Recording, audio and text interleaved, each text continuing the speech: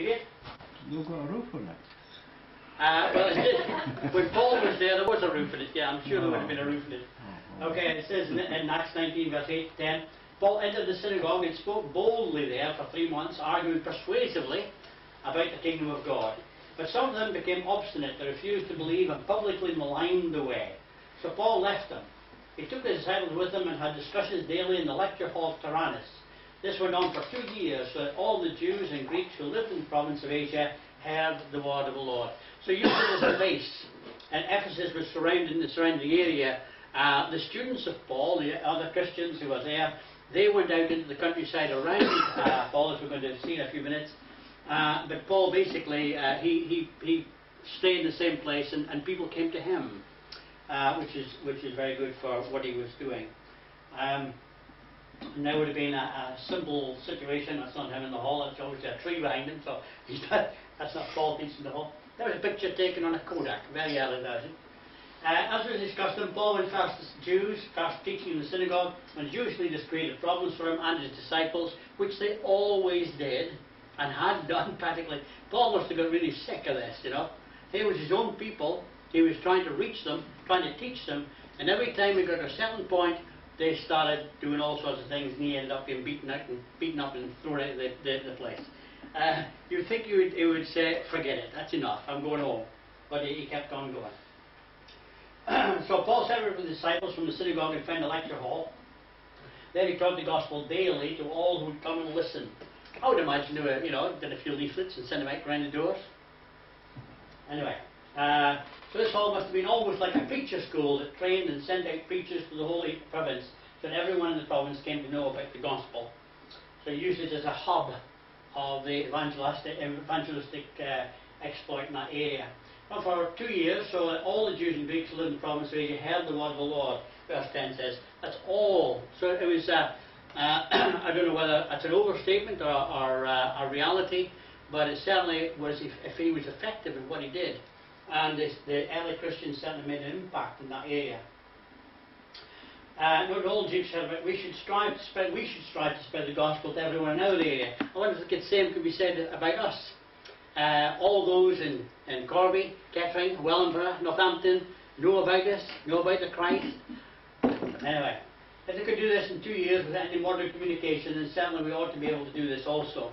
I'm always amazed when I pick up some older books, religious books. I was looking at Kittle's Theological Dictionary. There's only 10 volumes, And you think, they didn't have typewriters, they didn't have computers. They managed to sit down and write all this junk, all this good stuff, over such a long period. J.C. Ryle, his commentaries, they're not little things like that, they're a big piece, some of them. And you think, here's us with all our modern technology, we don't have the time. Well, that's the excuse for something to give. But these men must have written for hours with all sorts of implements to produce something that we could get value from later on in life. And here was the Apostle Paul in the 1st century, not even the value of no printing presses, couldn't nip down to get some stuff photocopied, send them out round the doors. It's just an amazing... No electric light either. No electric light. That would control, obviously, good weather, but that would control the daytime teaching. Interesting. Never thought electric light. That's illuminating, Frank. Yes. Alright, so in verse 11 and 12, God did extraordinary miracles through Paul, so that even handkerchiefs and aprons that had touched him were taken to the sick, and their illnesses were cured, and the evil spirits left them. And that's funny, you can see in the God channel today, if you want to send in a few bob, they'll send you a little handkerchief that's been blessed. Yeah, it's a green one, isn't it? It's a green one. A green one, and put it on where it needs to be, wherever you get pain, and it'll just disappear overnight. I watch them too. Well, the money will disappear overnight. No. The hanky will still be there. Blessed. And the pain will still be there, never mind. Evidently Paul himself didn't go into the countryside, but spent all his working hours at the lecture hall. God brought his miraculous powers out to others by means of these cloth objects that Paul had touched. We remembered earlier that Peter's shadow healed certain people. So these were men who were very unusual in their day, very much blessed by God and able used by God in ways that we just can't even come to terms with. Sons of Siva. That's a good, something else you have there. Some Jews who went around driving out evil spirits try to invoke the name of the Lord Jesus over those who are demon-possessed. They would say, in the name of Jesus, whom Paul preaches, I command you to come out. 7 sons of Sceva, a Jewish high priest, were doing this. It's an unusual situation. If these Jews had been baptized into Jesus and had Paul's hands laid on them, they could have, or could they not have, cast out demons? I believe they could, okay? Because that would have been feasible. But they were seen to be trying to do it without becoming Christians and without having an apostle's hands placed upon them. They were trying to, maybe, I don't know, maybe they charged. People said, we can heal somebody if you give us some money or whatever. And so they used, in the name of Jesus, that Paul preaches about, you know, that does the business. One of the problem was it didn't work. One day an evil spirit answered them. I know about Paul, but who are you? And then the man who had the evil spirit jumped on him and overpowered them all. They gave him such a beating that they ran out of the house naked and bleeding. So, you know, my father used to say to me, be careful of the spirits, because he was talking about that kind. But anyway, I believe that these 7 men had been baptized into Christ. If they had been baptized into Christ, had Paul translated them, the evil spirit would have known them and been subject to them in the name of Jesus. It would have had power over them. But because they didn't, because they were, if you like, trying to get on the bandwagon of popularity, it backfired on them. Okay. 17:18 says, when this became known to the Jews and Greeks living in Ephesus, they were all seized with fear, and the name of the Lord Jesus was held in high honour. Many of those who believed now came and openly confessed their evil deeds. Okay, alright. It seems that up to this event, many of the disciples at Ephesus still practiced sorcery and witchcraft. This still happens today. Well, there's another thing going on, blah, blah, blah. Okay. Some of the stuff I used to read about, like Tibet. No, not so much Tibet. What's the other place? The Inca place, not the Tibet. Yeah, up the Aztec, up the mountains up there. When the Roman Catholic Church went up there and took Christ with them, with the message of Christ with them, a lot of them converted to Catholicism, especially the leaders, the headmen, or what it would have been before, the shaman. The only problem was, when the main Catholic influence kind of moved away from there and left these guys in charge, what they would do is on a Sunday they would have Christian services, supposedly, and then during the week they'd have shaman services. So what they were doing, they were mixing the old religion with this new religion, and that was quite often the way that people were converted to the Catholic faith. They were allowed to hold on to lots of stuff, and that made it easier for them to come into the church. And therefore, once in that, very few controls were put on how they actually behaved from then on. And these guys, they were obviously getting the best of both worlds. They were able to dip their hand in the collection on Sunday from the Christian amount of people, but then during the week they'd have the shaman stuff, and they could make their money on the side. So they did their foot in both camps.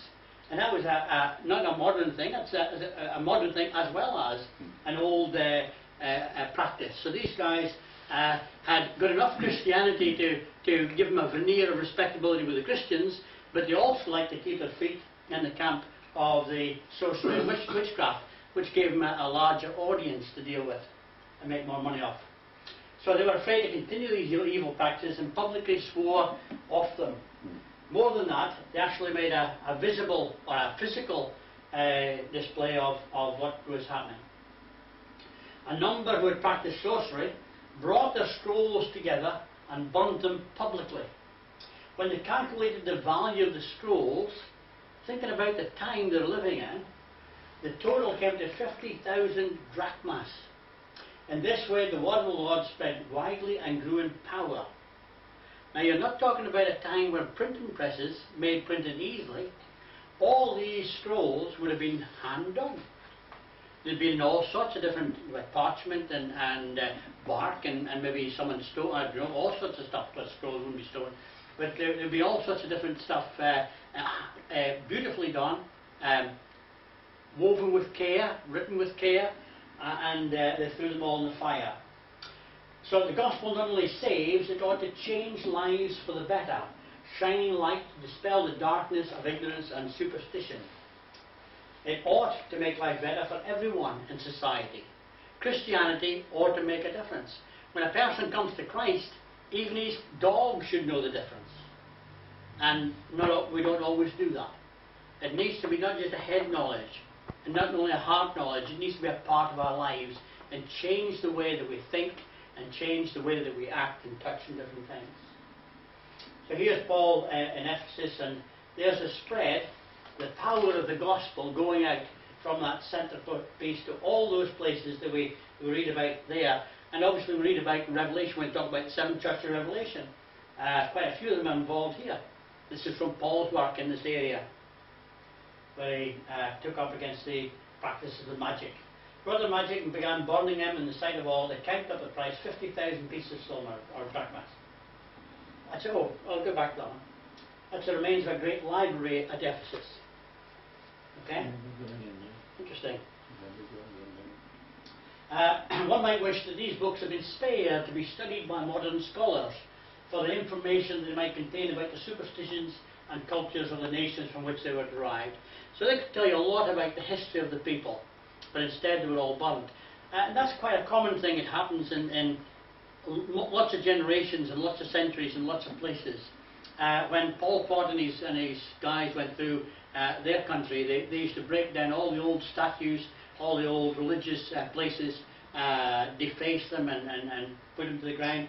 Any religious artifacts used to get rid of them. And that happens everywhere in every age. It's only if you're a clinical historian that you'd wish some of these things didn't happen, so you could maybe read the histories of so many of these people. I just finished a book the other week about Genghis Khan. And the guy who wrote the book about Genghis Khan, he actually went to Mongolia and spent 6 months with the Mongols. But the history of Genghis Khan from his people, he couldn't get, because all their written history had been destroyed. But fortunately, the Chinese had made a copy of their history. And so a lot of the book was based upon this copy found in China of Genghis Khan's life and his work. But their own people didn't have any left. They were all destroyed. So it's, it's a funny thing. We wish sometimes to know a little bit more about certain things. Sometimes that's a good idea, and sometimes it's a bad idea, depending on what we're looking into. Okay, we can get ourselves in a lot of trouble. So the philology, that's a good word, isn't it? The philology of information about languages, the anecdotal, that's the oral traditions and stuff like that, information contained in these books could have been invaluable to historians and linguists. For an online description of ancient books, there's another link.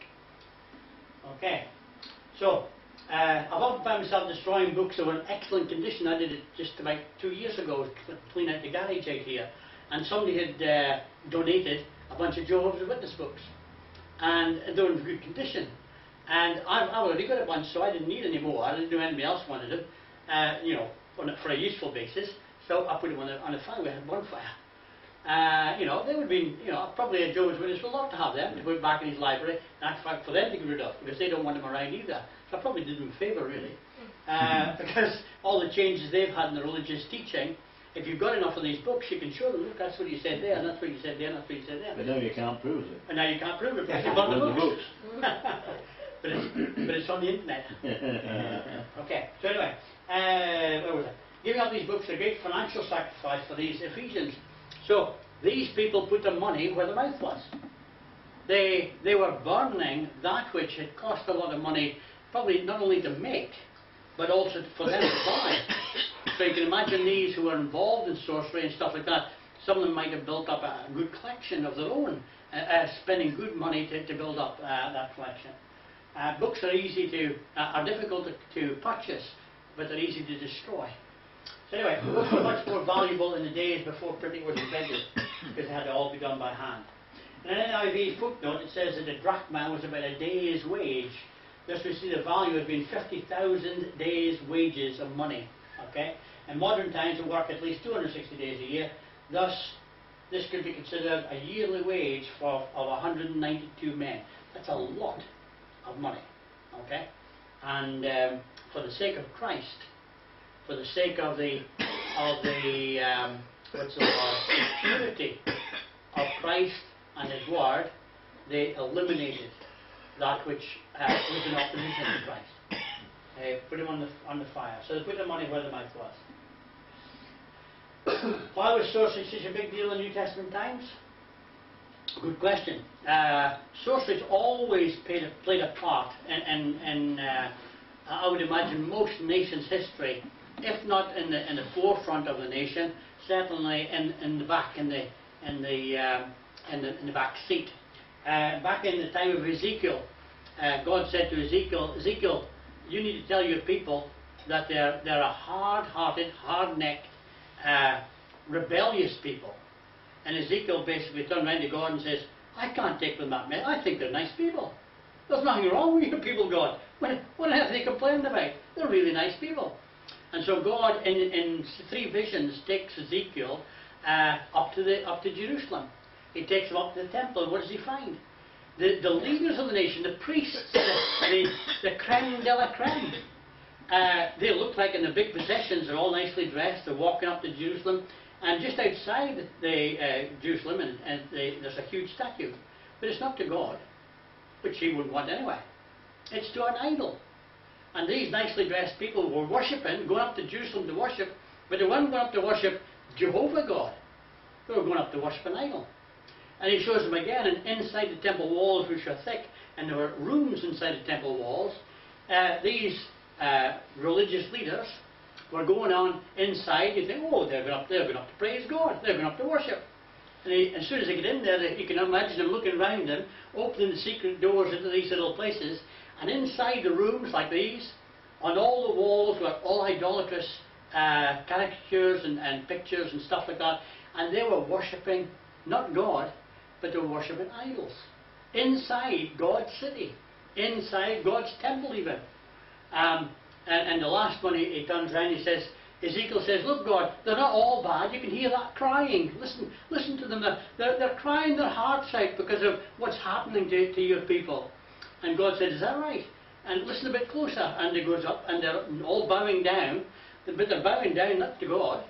They're bowing down to the one who, Tyrannus, the one who controls the season. It must have been autumn time. So autumn was, the season was dying, winter was coming. And then in spring, Tyrannus would spring forth with all the flowers and all the vegetation for the new year. These people inside God's city, outside God's temple, are bowing down and they're literally crying and worshipping, not God, but an idol. And he says to Ezekiel, well, now will you believe me? Are these people hard-hearted? Are they rebellious? Are they doing what I want them to do? And Ezekiel says, you've got me there. They couldn't get away from it. They were the leaders of God's people who were up to their eyeballs in idolatry and sorcery and all sorts of stuff. And so the picture continues down through all ages. And even in our age today, sorcery today is big business. Lots of people are looking for the magic arts and stuff like that. The tarot cards. You can't go down the seaside without bumping into Gypsy Lee. I'll read your palm, cross your palm with silver, cross her palm with silver, then she'll read your palm. You've just been ripped off, that's okay. And then you've got all sorts of stuff going on behind doors. So it's big business today. People in Britain, because they've grown up with the concept of God and concept of religion, in this last 100-odd years, they've gone away from God. But they haven't gone into, we are now logical, reasonable people, we believe in just what we can see, which a lot of them do say. But at the same time, they're opening up the newspapers, looking at the horoscopes. They're getting their palms read. They're getting the tarot cards out. They're even having seances. It's all there in people's lives. And so, just as big a business today as it was back then. All right? And it's just as big a problem for us to deal with as it was back then. Well, it doesn't work, does it? No. It's all magic, Paul Daniels stuff. It's interesting, many of the seances that used to have, as big even, lead articles in newspapers in the old days, about 100 odd years ago, early 19th century, where they would have seances and curtains would move and noises would be made, a table would do up, and you see one of these magicians today and say, this is how they did that, and this is how they did this, and this is how they did the next thing. and shows you all the training that went into making these things happen, to fool people and make a nice living out of it. A bit cynical, really. What was that? Terry will tell us. They filmed with Googie. Googie Withers. No, that's the wrong one, isn't it? Fat Ghost. Yes. Patrick Swayze. Patrick Swayze and who was the female? Whoopi Goldberg. Whoopi Goldberg. Okay. Demi Moore. She was pretending to be a medium, and all of a sudden he comes back. He is dead, and he walks in and he says, "Here, I want you to help me." And so she's scared of her life because it's the first time she's ever met a ghost, even though she's been claiming to be speaking for them for years. This one actually speaks to her, and she's her mind blown, and that's pretty typical of what goes on. It's an act to draw money from people, sadly. Because people are vulnerable and they'll look for all sorts of stuff. I remember Susan and I being at some sort of seaside place about 20, 30 years ago, just after our son died, a couple of years after our son died. And there was this supposed, she was a big name medium, and Susan was into this big hall, and she was picked out by the woman. But because Susan knew better, she didn't give her any information. So eventually, after about 5 minutes of trying to get something out of her to say what had happened, what was the problem, or whatever, she gave up and moved on to somebody else because she never did find out that Susan's son had died. But somebody must have tipped her off that somebody was here. The Society for Psychical Research made an official statement. There is no information given by mediums which is not at that time consciously or unconsciously in the mind of some living person. Yeah, you can always get. Mind you, they're very good. They're very good at, because it's a life. They're very good at reading people, and they can amaze you by what they can pick up just from your body language. It used to be, I know it's okay, get that. Get back to Paul. Yes. Some good stuff. Anyway, Paul was planning to visit churches he had founded in Macedonia and Achaia, as well as new ones that might have come into being while he'd been away. And that's where he visited Rome. He wanted to visit Rome also. He sent his two helpers, Timothy and Erastus, to Macedonia, while he stayed in the province of Asia just a little while longer. It's a view from space. So he planned to go to Rome. He didn't go to Rome the way he wanted to go. Didn't think he was going to go the way he planned. He would go there as a prisoner of Romans to appeal to the reigning Caesar for justice in his case. He'd been accused by the Jewish enemies of leading a rebellion against Rome. Okay, they got the accusations all wrong. At this point in our story, Paul sends his helpers on ahead to Macedonia, while he remains in the province of Asia for a while longer. As we'll see, he will soon be in danger from his greedy enemies in Ephesus. So Roman coin respecting the temple of Artemis. So verse 23-26 says, about that time there arose a great disturbance about the way. Christianity, a few times in the book of Acts, is described as the way. When you remember, Jesus said, I am the way, the truth, and the life. No man comes to the Father but by me. And so some of that had rubbed onto some of the way that Christians were described. One of the descriptions used of Christians in the early church. The disturbance about this way. A silversmith named Demetrius, who made silver shrines of Artemis, brought in no little business for the craftsmen. So this guy made artifacts that were sold in the stalls in the market, and made a good living off it, because a lot of the people came to Artemis on pilgrimage and all sorts of stuff like that. So these are a bit like when you go to the seaside. There's a lot of things there where they're making lots of stuff for you to take, lots of junk for you to buy, take back home, and then you take it back home, and somebody says, "What the heck do you buy that for?" Anyway, he called them together among his workmen in related trades and said, "Men, you know we receive a good income from this business, and you see and hear how this fellow Paul has convinced and led astray large numbers of people here in Ephesus, and practically the whole province of Asia." So Paul's preaching and teaching was having an impact. Demetrius' charges against Paul had turned many people away by telling them that those things made by men's hands, they are not gods. As a result of this, the trade of making such idols was in danger of being destroyed. They were going to be bankrupt. The temple of Diana was going to be despised the good name of their the idol that they were supporting was being put into disrepute by Paul, and therefore she would be in. She's just an idol. It's going to cause a recession, won't it? You're going to cause that, yeah, a financial recession. Goodness, the banks, they'd be asking for help, wouldn't they? They should have gone to the bank. This is one of the pictures of. There's a couple of different, depending on whether you're north or south. There's a couple of different depictions of Diana or Artemis, as she's called, and that's a fairly good one of an idol dug up that it represents her. She's not a bad-looking lady, really, despite some irregularities. She's lost her nose. Cows, yeah. Got cows. Nose. Looks like cow or bulls round her ears. Anyway, she lost her nose. Well, you see, yeah. Maybe she'd been on crack or pot, something like that. You never know. Snorting. Yep. The immediate testimony was a testimony of the effectiveness of Paul's teaching. There was no longer a market in the province of Asia for idolatrous objects. So these guys were being run out of business. So they were in danger of losing their livelihoods. If you want to upset somebody, hit them in the pocket. Okay? If they think their pocket's been affected, they get rather angry to try and support that. Okay? So you can understand why they'd be upset. The gospel has a way of wrecking the lives of many who will not accept its terms. At least that was their perception. These craftsmen are quickly losing their lucrative incomes. Basically, they've been defrauding people for years, but they'd be quite happy to do that. But having said that, I mean, this Diana, Artemis, she was no small lady. This was some huge worship system, some big religious system, and as testimony to the designs of the temple itself, which is a spectacular object. Says, man-made gods are no gods at all, Paul says. There is danger not only that our trade will lose its good name, but also the temple of the great goddess Artemis will be discredited, and the goddess herself, who is worshipped throughout the province of Asia and the world, will be robbed of her divine majesty. He was really cheesed off. So the temple of Artemis in Ephesus was world famous in the Greco-Roman Empire, or the world.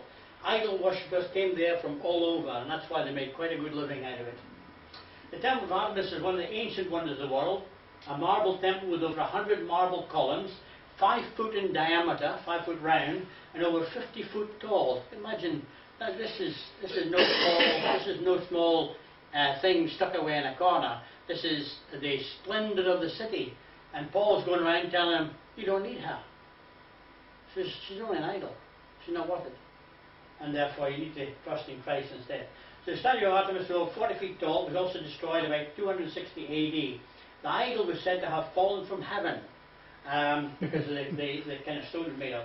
Some say that perhaps a portion was made from a meteorite, which is interesting because we've got something similar, and today I'll go into the next slide of that. So it's a different picture of the same type of thing. A bit of a weird looking thing, but it's a fertility type of thing. Artemis, or Latin Diana, was the great huntress. Artemis was worshipped in most Greek cities, but only as a secondary deity. However, the Greeks in Asia Minor, modern-day Turkey, to them she was a prominent deity. In Ephesus, a great temple was built in honor, which became one of the which became one of the 7 wonders of the ancient world. And here she was worshipped mainly as a fertility goddess and was identified with Cybele, or Cybele, the mother goddess of eastern lands. So in other parts of the area, this was a different depiction. Instead of the statue like that, she was seen as the huntress. Okay? Which I think is a better, you know, wouldn't mind worshipping that one. It's better than the other one. Anyway. Okay? Have that one of them on your wall, easy enough, couldn't you? Okay, the cult statues of Ephesian Artemis differ greatly from those of the mainland Greece, where she is depicted as a huntress with bow and arrows. These are found at Ephesus, show her in Eastern style, standing erect, with numerous nodes on her chest. There have been many theories as to what they represent. Some say they are breasts, and others that they are bulls' testes. Which were sacrificed to her, which is the true interpretation remains uncertain, but both represents fertility. That's from the Encyclopedia Mythica. Now this is, have you been here, Frank? This is, let me see if I've got a name for that. No, I haven't. But that's a huge amphitheatre. And obviously that's still the remains of it. You got, other kind of people there. The voice would travel beautifully in all this amphitheatre. We're going to have one in Kettering. You're going to have one like that in Kettering, They're really? building it in in Old Marketplace. Yeah. That's why they've moved the market, the flea market. It's no What, longer. they're building a theatre like that? Or a It's an theatre? amphitheatre, It's supposed to be an amphitheatre. What are they going to do with it? Oh, I'm sure. whatever the Romans did. Alright. Open air shows. Is it going to be Kill umbrellas? Christians. Kill the Christians. Alright. And so when they heard this, they were furious and began shouting, "Great is Artemis of Ephesians." Soon the whole city was in uproar. The people seized Gaius and Aristarchus, Paul's travelling companions from Macedonia, and rushed as one man into the theatre. And that's the theatre they rushed into. Had been an operating theatre, wouldn't it? Okay, maybe not. This theatre that seated about 25,000 people is still in usable condition in the excavated old city. We can imagine this great theatre full of shouting people. Okay? All good. The officials of the province who begged Paul not to venture into the theatre were some of those ruling officials of the province of Asia. The term in the original language, Asiacs, remember we're way back a year ago, we talked about Asiacs and all that type of stuff. They thought that these were the chiefs or pontiffs of the Roman province of Asia who had superintendence over the public games and religious rites. The word has been found in historical records of the time, naming some of these officials, one of whom was called Tiberius Claudius Menander, who served in 80 AD. And most of us are familiar with Tiberius Claudius. Maybe not familiar with the Menander bit. Okay? He was probably menandering along, really. No, maybe not. Paul seems to have always had friends in high places, like Erastus, the director of public works in Corinth. The mob had seized Gaius and Aristarchus. Paul's fellow workers from Macedonia brought him into the theatre, but Paul was the one they were really after. They didn't really want his mates, they wanted Got him. your American spelling again there, Graham. On theatre. Yeah, We'll have to do a check on that. Terry, don't mind me, did Foreign you? language. Okay. Yeah, sounds like that. That's actually international English now, you see, so No, it's not. I'm moving into the future. Paul could see that his personal presence at Ephesus would lead to more trouble for the disciples, so he decides to leave for Macedonia earlier than he had planned. Usually I make those kind of mistakes about 11:30 at night. You really. Okay, anyway. When should Christians put their lives in a line, and when should they not? My best answer would be never, but that's up to you. Okay. Do not be afraid of what you're about to suffer. I tell you, the devil will put some of you in prison to test you. You will suffer persecution for 10 days. Be faithful, even to the point of death, and I will give you the crown of life. Easy for him to say. That's, it's a real test for Christianity when our lives may be put in line. And if the Muslims keep working the way they're doing, that maybe come sooner rather than later. We've been very lucky so far in this country. So there's another picture of the big amphitheatre there. It's amazing columns and everything. Tremendous builders. I can imagine some of them working for Wimpy today. You know, imagine some of the things that they built today. Going to last at least 40 years, isn't it, today? Our Willow Place up in town centre. When was that built? 60, 66? Somewhere around there, and already knocking it down. Concrete has a lifespan of 100 years and no longer. Is that right? Some of this is built in concrete. There must be a different mix. This must be a 3-in-1, not a 5-in-1. We must build in 5-in-1. Yeah, some pretty early concrete stuff around. Yeah, pretty ancient concrete It's stuff. got a 100-year lifespan before it becomes dangerous. That's why in Birmingham, just after about 20 years after it built, it started falling off the buildings, isn't it? 100 years, yeah. Okay, the assembly was in confusion. Some were shouting one thing, some another. Most people did not even know why they were there. That's pretty average for the average crowd, isn't it?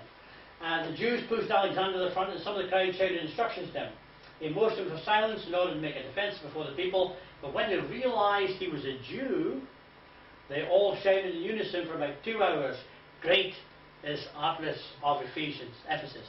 Okay? They didn't like the Jews either.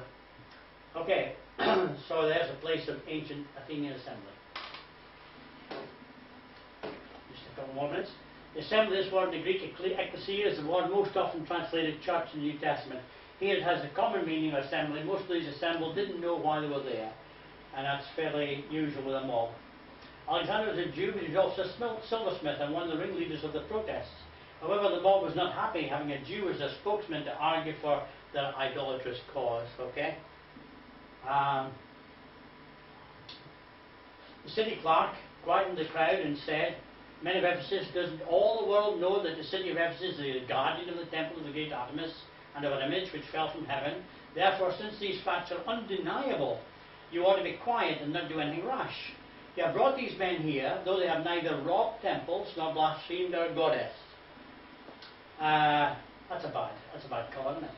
No one could deny that Ephesus was the guardian of Diana's temple, therefore they ought to be quiet and do nothing rashly. Paul and the others weren't temple robbers or blasphemers of goddesses. If there were legitimate charges, Demetrius ought to bring them to the authorized courts. If they had other inquiries to make, they should bring it to a lawful assembly. They were in danger from the Roman government by their disorderly conduct. The Romans could say, "Who's causing all this trouble?" It wouldn't be Paul, it would be them. And they would get it in the neck from the Romans for having an unseemly assembly. The Muslims also have something like Diana, said to have been part of a meteorite, the black stone in the Kaaba at Mecca. The Muslims, when they go to Mecca, they kiss this stone. And it's quite a big bit of kit. Some people say it's like a black stone from a meteorite. The statement by this wise, okay, I should have something about the stone in there, probably due to come. The statement by this wise man gives a clue as to why the temple of Artemis was so special to the goddess.